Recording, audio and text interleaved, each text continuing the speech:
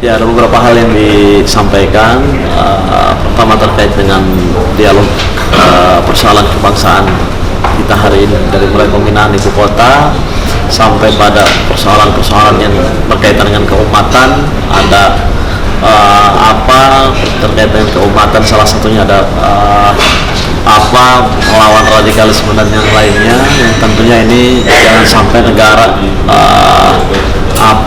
salah menyikapi, salah menindak terkait dengan ini dan membuat kegaduhan yang tidak produktif untuk kemajuan bangsa. Dan terakhir terkait dengan amandemen Undang-Undang 1945 juga menjadi salah satu agenda diskusi tadi, dan ini akan menjadi salah satu pokok pembahasan di kami, di mahasiswa, untuk dirancang, dan ke depan tentu kita akan sampaikan kembali ke MPR.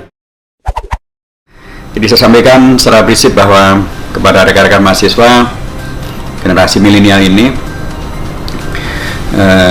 Anda-andalah yang kemudian akan mengisi kehidupan Indonesia di waktu yang sekarang akan datang. Karenanya jadi sangat penting mereka di era demokrasi ini untuk kemudian pun juga memaksimalkan perannya, memberikan kontribusi untuk memainstreamingkan al-haq, kebenaran, ketimbang di era informasi terbuka ini wacana dikuasai oleh hoax, termasuk juga wacana tentang definisi nggak jelas masalah radikalisme yang kemudian menghadirkan berbagai korban, nggak selesai tentang apa itu definisi radikalisme dengan kegaduhannya, muncul lagi di istilah baru tentang manipulasi agama.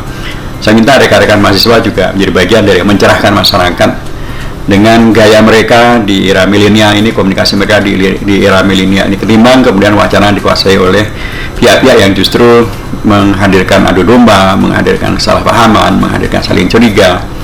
Mereka penting untuk berperan membawa kepada pencerahan dengan gaya milenial yang mereka miliki.